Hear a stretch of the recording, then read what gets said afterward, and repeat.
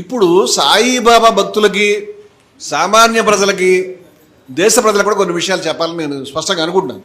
ఎందుకంటే BJP Mohan Bhagwat seal కొట్టంగానే అయిపోయింది, మనం చాలా ముక్తిని పుగ్గాంచితిమి, కైలాసం చేరుతాం అనుకుంటారు చాలామంది. ఏం జరగలే అలాగా. ఎందుకంటే ఇది చాలా డేంజర్ గేమ్. నేను చాలా కాలం క్రితం చెప్పాను ఈ విషయాన్ని. అమితాబ్ బచ్చన్ ఒక హిందీ సినిమాలో డైలాగ్ ఉంటుంది, ఏమనంటే కుత్తా అప్నా మాలిక్ కా ఆవాజ్ పెహచాన్తా హై. ఎందుకంటే ఎవడో చావగొడతాడు, ఆ తర్వాత వాడికి ఏది చెప్తే వాడు అనుచరులకు ఫోన్ చేస్తే నువ్వు కాదు మా బాస్ చెప్పాలంటే అప్పుడు అంటాడు కుత్తా అప్నా మాలిక్ కా ఆవాజ్ పెహచాన్, నువ్వు మాట్లాడని చెప్తాడు. కానీ కుత్తా అప్నా మాలిక్ కా ఆవాజ్ పెహచాన్ లియా ఫిర్ భీ లైన్ పే నహీ ఆయా. మీ కాంపౌండ్లో కుక్కల వీళ్ళందరినీ బాగా డెవలప్ చేశారు మీరు. ఎవడి మీద పడితే ఆడి మీద ఉసుగొలిపారు ఇప్పటిదాకా. కానీ అవి మీ కంట్రోల్లో ఉన్నాయా? కావాలని నాటకం వేస్తున్నారా? కావాలని అక్కర్ లేకుండా నాటకం వేస్తున్నారా మాకు తెలియదు. ఎందుకంటే చాలామంది ఆర్ఎస్ఎస్ దేశానికి ఎప్పుడు కష్టం వచ్చినా, హిందూ మతానికి ఎప్పుడు కష్టం వచ్చినా అని ఇంక రెచ్చిపోతున్నారు. వారు వచ్చి ముందుకు వచ్చారండి. దేశం పరాయవాడి పాలనలో కాళ్ళు పెట్టి వాడు ఇలా బూటుకాలతో తొక్కుతుంటే దేశ ప్రజల్ని కిక్కులు మనకుండా 22 సంవత్సరాల పాటు కర్ర తిప్పుకుంటూ బ్రిటిష్ వాడు చెంగు పెట్టుకు తిరిగినవాడు దేశభక్తుడు.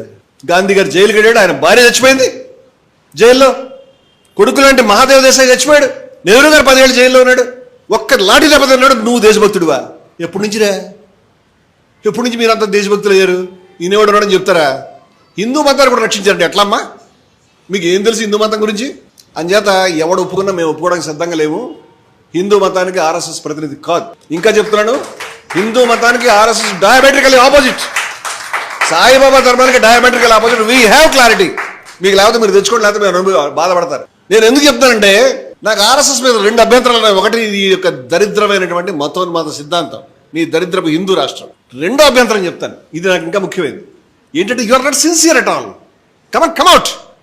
నీ తొక్కల సిద్ధాంతాన్ని పెట్టి బయట మాట్లాడు. కానీ డబుల్ స్పీకింగ్ అనేది, ఉదాహరణకి గాంధీ గారి మర్డర్, ఆ మాట అంటే నా మీకు కేసు పెడతారు, మమ్మల్ని అనేసేవాడిని. నేను అనలేదురా నాయన, సర్దార్ పటేల్ చెప్పాడు. ఏ విషయం అయితే మహాత్మా గాంధీ ప్రాణాలు తీసుకుందో ఆ విషయాన్ని నువ్వు ప్రొడ్యూస్ చేసావు, నీ సంస్థ ప్రొడ్యూస్ చేసిందని గురు గోల్వాల్కర్కి ఉత్తరం రాశాడు, నేనే ప్రింట్ చేశాను. నేను కాదు. ఎందుకు ప్రొడ్యూస్ చేసావు? నేను కాదు, సర్దార్ వల్లభాయ్ పటేల్ అడుగుతాడు, జవాబు చెప్పు. ఇప్పుడు గౌరీ లంకేష్ని చంపింది ఎవరు? దబోల్కర్ని చంపింది ఎవరు? గోవింద్ పనసారెడ్డిని చంపింది ఎవరు? ఎవరు చంపారు? వీళ్ళని ఐఎస్ఐ వాళ్ళు పంపించారా? కాంగ్రెస్ అని మీ భాషలో చెప్తారు, వాళ్ళు పంపించారా? కమ్యూనిస్టులు పంపించారా? సెక్యులర్లు పంపించారా? ముస్లింలు పంపించారా? ఎవడు పంపించారు? చంటి పిల్లలకు తెలిసి మీరే చేయించారు. ఎందుకు చేయించారు? మీరు ఎప్పుడైనా దాన్ని అడ్మిట్ చేస్తారు? చేయరు. ఎందుకు చేయాలంటే వెలుపిళ్ళ ప్రభాకరన్ రాజీవ్ గాంధీని చంపేసిన తర్వాత ఆయనే పంపించాడు బ్యాచ్ని, మాకే సంబంధం లేదని చెప్తారు. ఇది వాళ్ళ ట్రాక్ రికార్డ్, అలాగే ఉంటుంది ఇప్పుడు కూడా. They never admit. గాంధీ గారి హత్యలో బ్యాన్ అయినటువంటి సంస్థ, గాంధీ గారి హత్యలో మీ యొక్క భావజాలమే కారణమని సర్దార్ పటేల్ చేత చక్కటి కితాబు అందుకున్నటువంటి సంస్థ, మీకు ఆశ్చర్యం వచ్చి చెప్తాను, వాళ్ళ యొక్క ప్రాతస్మరణీయ ప్రార్థన ఉంటుంది, దాంట్లో గాంధీ గారి పేరు ఉంటుంది. షాకింగ్. ఆర్ఎస్ఎస్ రోజు చదువుకునే ప్రార్థనలో గాంధీ గారి పేరు ఉంది, ఇంకో శాఖ అంబేద్కర్ పేరు కూడా. అట్లాగా గాంధీ గారు మీరు అంత భక్తులు. అప్పుడప్పుడు 20 ఏళ్ళకి 10 ఏళ్ళకి ఒకసారి గురు గోల్వాల్కర్ విశ్వానికి మొత్తానికి మహాత్ముడు ఆయన, గాంధీ గారు సామాన్యుడు కాదని అప్పుడప్పుడు చెప్తూ ఉంటారు. భాగవత్ గారు కూడా చెప్పడం నేను విన్నా. నిజమా? మరి ఆర్ఎస్ఎస్ స్టాల్స్లో కానీ ఆర్ఎస్ఎస్ ప్రచురణలో కానీ గాంధీ గురించి ఒక్క మంచి మాట ఎప్పుడు రాశారా? ఒక్క పుస్తకం తెచ్చారా? తేలేదే. కానీ మీ స్టాల్స్లోకి వెళ్తే కనిపించేటువంటి పుస్తకాలన్నీ కూడా గాంధీ చంపేశాడు, గాంధీని దుర్మార్గుడు రాసే పుస్తకాలు ఎందుకు అమ్ముతున్నారు? ఏ దమ్ము లేదా? గాంధీ దుర్మార్గుడు మీరు పుస్తకాలు వేసుకోవచ్చు కదా. మళ్ళీ గాంధీ మంచోడని చెప్తారు ఎందుకు? ఇది స్టైల్. చెప్పడం ఒక స్టైల్, చేయించడం మరొక స్టైల్. అంచేత బాబ్రీ మసీదుని కూల్చేశారు. ఎవరు కూల్చారు? అది మంచిదా చెడ్డదా? చాలామంది బాధపడుతుంటారు. వాళ్ళకి ఆద్వాని లాంటి వ్యక్తి జీవితంలోనే నాకు విచారకరమైన రోజు అంటాడు, అప్పుడు వాడు సంతోషంగా ఉంటాడు. ఇంకో మాట చెప్తాడు, అప్పుడు ఇంకోటి సంతోషంగా ఉంటాడు. ఇది శౌర్య దివస్ అని ఒకటి చెప్తాడు సీక్రెట్గా, దాన్ని చూసి ఇంకోటి సంతోషంగా ఉంటాడు. కానీ మా రెస్పాన్సిబిలిటీ ఉందని దే నెవర్ అడ్మిట్, ఎప్పుడు ఒప్పుకోరు. ఇవాళ దేశంలో ఇలాంటి మీ యొక్క బకెట్ నుంచి చిందుతున్నటువంటి ఈ విషపు గుళికలు పదే ఈ పనులు ఎందుకు చేస్తున్నాయి అని బ్రహ్మకుమారిల దగ్గరికి ఆర్ఎస్ఎస్ చీఫ్ వెళ్ళినాడు, మోదీ గారు వెళ్ళినాడు. వీళ్ళ గుండెలు పగులుతాయి. బ్రహ్మబాబా శ్రీకృష్ణుడితో సమానం కూడా చెప్పారు నేను విన్నంత వరకు, అంత పెద్ద మాటలు చెప్పారు. కానీ ఈ రోజుకి ఇవాళకి వీడేం చెప్పాడు?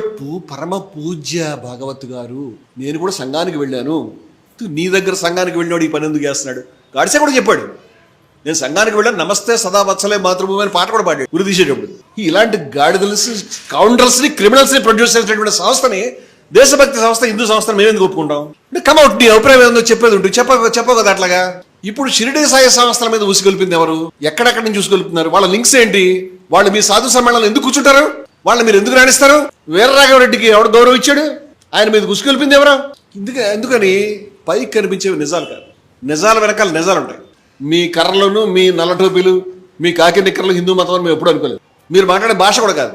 మీరు తయారు చేసినటువంటి అనేక దరిద్రపు మీ కాంపౌండ్లో కుక్కల్లో వీళ్ళంతా వీళ్ళ షిరిడి సాయిబాబా దగ్గరికి వచ్చారు.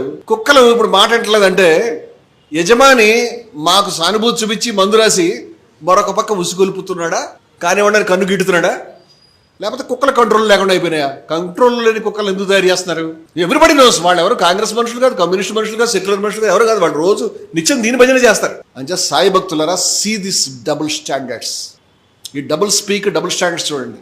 షిరిడి సాయి ఏదైతే చెప్పినాడో, షిరిడి సాయి ఏదైతే బోధించినాడో ఆ తత్వానికి ఈ మతోన్మాదం అనేది డయామెట్రికల్లీ ఆపోజిట్, సంపూర్ణంగా ఆపోజిట్. ఆయన చెప్పలే.